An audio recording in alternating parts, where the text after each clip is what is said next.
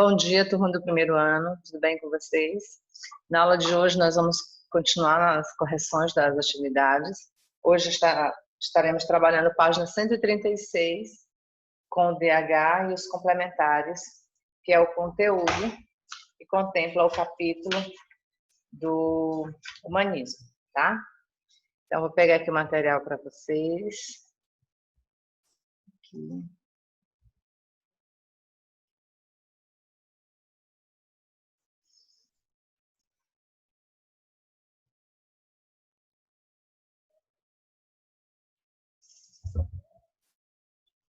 Primeira atividade traz uma questão com o texto da peça Farsa de Inês Pereira, de Gil Vicente, e diz o seguinte, é uma questão da UEL de 2014.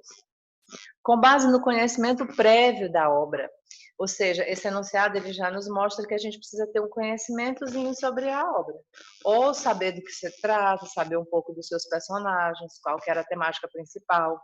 Então, não tem como fazer essa atividade sem eu ter um conhecimento prévio sobre esse teatro, sobre essa peça teatral. Então, eu preciso ter um conhecimento prévio da farsa de Inês Pereira, de Gil Vicente, e na leitura do trecho a seguir, responda as questões 1 e 2. Ou seja, eu tenho um trecho que vai me ajudar, mas eu preciso ter um certo conhecimento. Então, se vocês tiverem alguma dúvida em relação a esse texto, vocês voltem um pouquinho as páginas. Então, lá na página 130 e 131, que vocês têm uma leitura um pouco maior e tem uma, como é que se diz?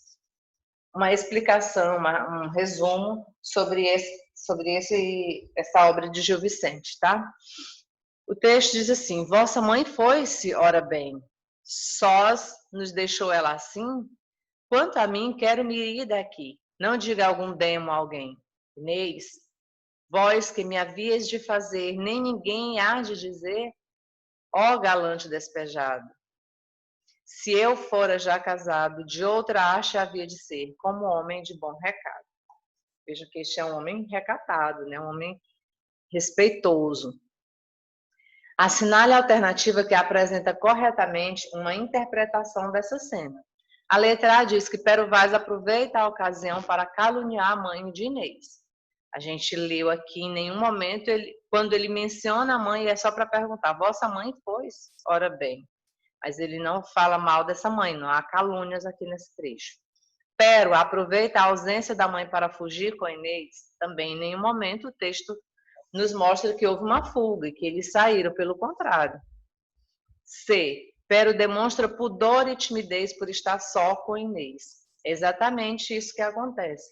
Quando ele pergunta se a mãe dela se foi, se deixou ele sozinho, ele diz logo, quanto a mim, quero ir-me daqui. Não diga algum demo a alguém. Então ele já vai mostrando que ele não quer ficar ali sozinho com ela, porque naquela época não era de bom tom um homem ficar sozinho no mesmo ambiente com uma mulher se não tivesse uma outra pessoa acompanhando, a menos que eles fossem casados. Então a letra C está correta. Por que a D não está correta? Vamos ver a D. Pero quer aproveitar a ausência da mãe para ter intimidades com Inês. Olha só, exatamente o contrário, né? Ele disse, pelo menos já fosse casado, seria diferente, mas nós nem somos casados, então... E a letra E diz que Pero, mesmo já casado, demonstra interesse pela mãe de Inês. Também não, gente. 2. Assinale a alternativa que corresponde à lição aprendida por Inês com seu casamento. A letra A diz a seguinte lição. Amigo e bom amigo, mais aguenta que o bom lenho. A gente sabe que o mote dessa peça é mais vale um asno que me carregue do que um cavalo que me derrube. Porque a Inês se casa com Pero da Mata, com Brás da Mata. Antes ela já tinha um pretendente que era o Pero Marques, e ela, depois que o Brás da Mata morre, ela retorna com ele, né? Então vamos ver aqui a B. O que não havias de comer, deixai o outro em mexer. Homem que não tem nem preto, casa muito na má hora. D. Muitas vezes mal pecado, é melhor boa simpleza. E a letra E diz, quem bem e mal escolhe, quem bem tem e mal escolhe, por mal que ele venha, não se anoje. Ou seja, por bem que por bem tem e mal escolhe, eu tenho alguém que eu escolhi, é mal, mas eu escolhi, por mal que ele venha, não se anoje, ou seja, não venha reclamar depois, foi você que escolheu. E foi o que aconteceu com ela. Ela gostava do Pero, deixa eu ver como é o nome, do Pero Marx, mas acaba se casando com Brás da Mata. Então, não adianta você reclamar porque você escolheu mal, não adianta reclamar porque o mal veio, se foi você que reclamou, né? Então, a letra E. Para responder à questão 3, leia o trecho a seguir de autoria do português Gil Vicente. Essa cena trata do encontro do corregedor, que é o juiz, com o diabo, né? Se trata da peça O Alto da Barca do Inferno, onde eles vão para o purgatório, vai ter um interrogatório e ele vai ser julgado se ele vai da barca do inferno, ou da barca do anjo. O corregedor diz, da barca, que quereis? O corregedor diz, está aqui o senhor juiz? O diabo diz, amador de perdiz, gentil carga trazeis. Ou quantos processos trazeis? Corregedor, no meu ar conhecerei, pelo meu jeito conhecereis, que não é bom do meu jeito, que não venho satisfeito. Eu vou ler só a tradução, senão vai ficar confuso. Diabo, como vai lá o direito? Corregedor, nestes feitos o vereis. Diabo, ora, pois entrai, veremos que diz aqui nesse papel.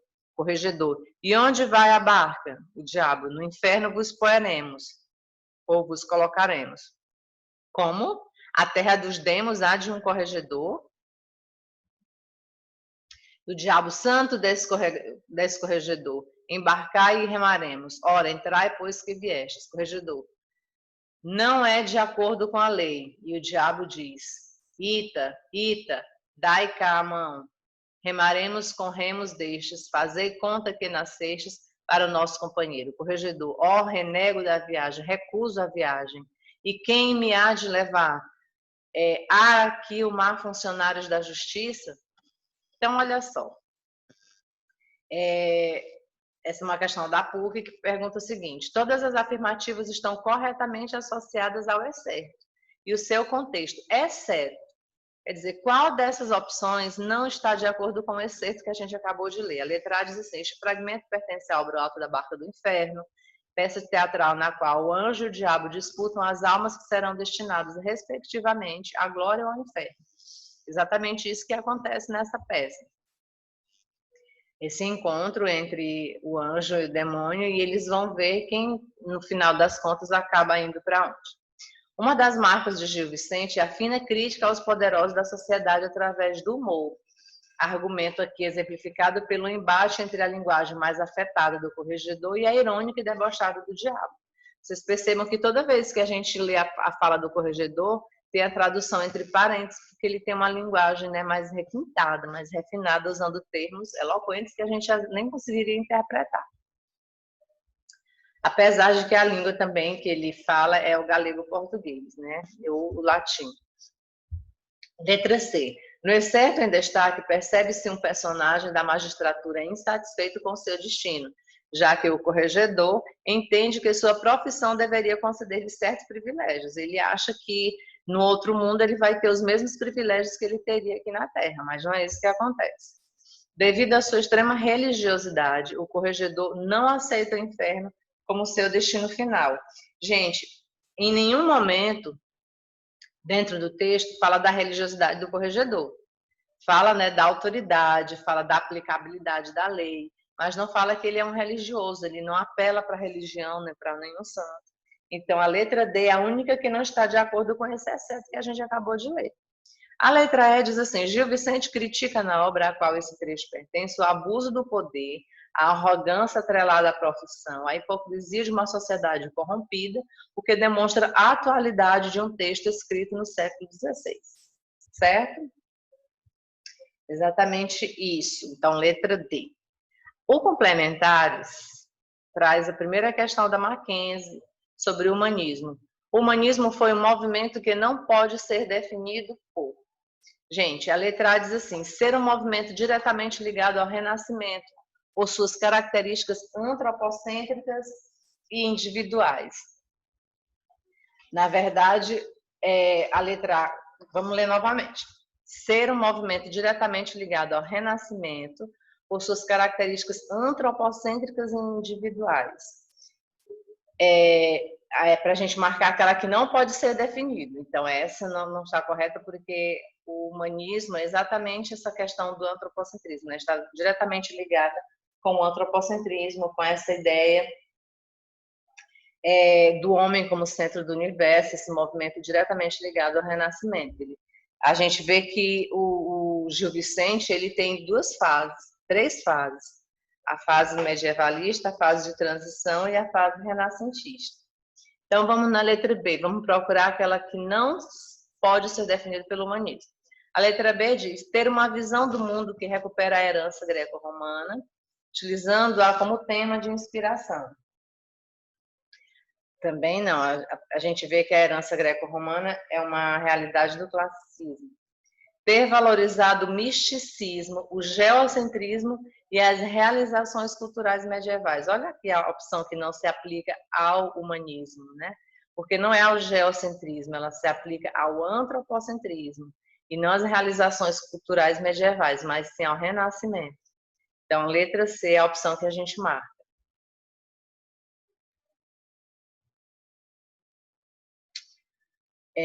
A letra D diz assim, centrar-se no homem em oposição ao teocentrismo, encarando-o como medida comum de todas as coisas. A gente comprova isso fazendo a leitura novamente lá da página 129. Exatamente essa situação do humanismo. Então, vamos lá. Segunda questão, acho que ficou claro já. Que obra de arte é o homem, tão nobre no raciocínio, tão vário na capacidade, em forma de movimento, tão preciso e admirável na ação, é como um anjo no entendimento, é como um Deus, a beleza do mundo, o exemplo dos animais. O valor renascentista expresso nesse texto é antropomorfismo. Gente, o antropomorfismo é uma forma de teoria ou de pensamento comum a crenças religiosas e atribui a Deus os seres ou seres sobrenaturais de comportamento do ser humano. Então, não é essa função disso que disse o texto, né? A letra B fala que é o hedonismo. Hedonismo é uma teoria segundo a qual o comportamento animal ou humano é motivado pelo desejo, pelo prazer ou evitar o desprazer. Também não é isso que o texto fala. O humanismo. Exatamente, essa opção é a correta porque é sobre essa escola literária em questão e este tipo de filosofia, de teoria, que esse texto aborda. Que obra de arte é o homem? O termo humanismo vem exatamente dessa importância, dessa centralização do homem como centro do universo, tão nobre no raciocínio, tão vário na capacidade. A B diz que individualismo não precisa nem explicar, né? Que é a própria situação do eu. A letra E, o racionalismo, que é a razão também, que não fala da razão, fala do homem, da beleza do homem, da beleza do mundo, da ação dele como um anjo. Então, letra C, humanismo. Terceira questão, uma questão da FUVEST, pede o seguinte, aponte a alternativa correta em relação a Gil Vicente. Compôs peças de caráter sacro e satírico. Na verdade, ele compôs autos e farsas, né? Então, não se aplica aqui. Letra B, introduziu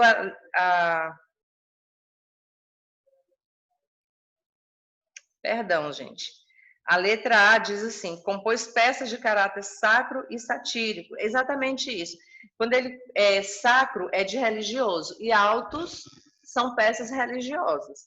E satíricos são peças de humor, que são exatamente a sátira, né? A crítica, a ridicularização, é o cômico, é o humor exagerado. Então, letra A está correta. Vamos ver por que não a B? Introduziu a lírica trovadoresca em Portugal. Na verdade, a gente sabe que quem introduziu a lírica que foi introduzida pelo Gil Vicente foi as cantigas de amor e as cantigas de amigo. Escreveu a novela Amades de Gaula. Na verdade, essa novela não foi escrita por Gil Vicente, ela foi escrita por Garcia Rodrigues de Montalvo. Então, também não está certo. Só escreveu peças em português? Não, Gil Vicente também escreveu algumas peças em espanhol. Basta ler um pouquinho da biografia dele para a gente constatar isso. Representam o melhor do teatro clássico português, ele representa o melhor do teatro humanista, tá? E não português. Quarto, das 3 seguintes formulações, primeiro a de Copérnico, que diz: a Terra não é o centro do mundo. Depois a de Darwin: não nascemos de Deus, mas viemos do macaco. E por último a de Freud: que não somos senhores de nossa própria consciência. Pode-se dizer que, letra A, esses 3 pensamentos contribuem para tornar o homem cada vez mais confiante e orgulhoso de sua infabilidade e perfeição? Bom, ser derivado do macaco não é uma coisa que nos orgulha, então, letra A não está certa. Letra B, constituem os fundamentos da modernidade e desfecham golpes profundos na pretensão do homem de ser o centro do universo. Agora sim, isso é um tapa na cara, né? É o que a ciência tenta, a todo tempo, desmistificar a origem bíblica, mostrar que a gente veio do macaco, então é uma teoria moderna. E esse golpe profundo na pretensão do homem de ser o centro do universo, quando Freud diz que não somos senhores de nossa própria consciência. Então ele desmistifica, né? Letra B. A letra C diz que fortalece a posição científica dos que criticam pressupostos tendo em vista sua falta de fundação empírica. Não. D, perdem cada vez mais credibilidade com o avanço científico proporcionado pela astronomia, que não tem nada a ver. Não é o estudo da astronomia que vai definir o comportamento humano. Harmonizam-se com as concepções dos que definem a tese criacionista. O que é essa tese criacionista? É uma corrente de estudos interdisciplinares que procura explicar a origem do homem e do universo. Tá, gente? Então, letra B. Quinto, uma outra questão da PUC São Paulo. A farsa revela surpreendente domínio da arte teatral segundo seus estudos. Segundo seus estudiosos, Gil Vicente utiliza-se de processos dramáticos que se tornarão típicos em suas criações cômicas. Como características do teatro, temos: letra A, o rigoroso respeito à categoria tempo, delineado na justa sucessão do transcorrer cronológico das ações. A gente só vai saber essa questão se voltar a estudar um pouco sobre o teatro de Gil Vicente. No livro eu procurei para comprovar com vocês em alguma página, mas no livro não fala, não menciona essa questão. Então é uma questão difícil, como já traz a bombinha aqui, né? Um desafio para vocês. Lá na letra D diz assim: o perfeito domínio do diálogo e o grande poder de exploração do cômico. Isso que a gente vê na fase renascentista, então não é. Letra certa, gente, letra A, tá? No início da farsa de Inês Pereira, Lianor Vaz relata à mãe de Inês um hilariante acontecimento que teria protagonizado. Tal acontecimento serve de testemunho à crítica moral que Gil Vicente pretendeu fazer uma instituição ainda de grande influência no século XVI, época em que foi escrita a famosa peça. Qual é o episódio de Lianor Vaz teria protagonizado e qual seria aquela instituição? Lianor foi atacado por um padre e a crítica se dirige a uma parte do clero que não segue os preceitos pregados pela Igreja Católica. Tá? E a sétima e última questão, aliás, a letra B, ao final da peça de Gil Vicente com Inês, já casada com Pero Marques, comparece à cena uma personagem decisiva para o desenlace da trama. Quem é essa personagem? Que relação teria ela tido com Inês anteriormente? O personagem, gente, é o ermitão, que se percebe ser um antigo pretendente de Inês. Vocês podem comprovar e encontrar essa resposta lá na página 130. É isso, terminamos nossa correção. Até a próxima. Um abraço, fiquem com Deus.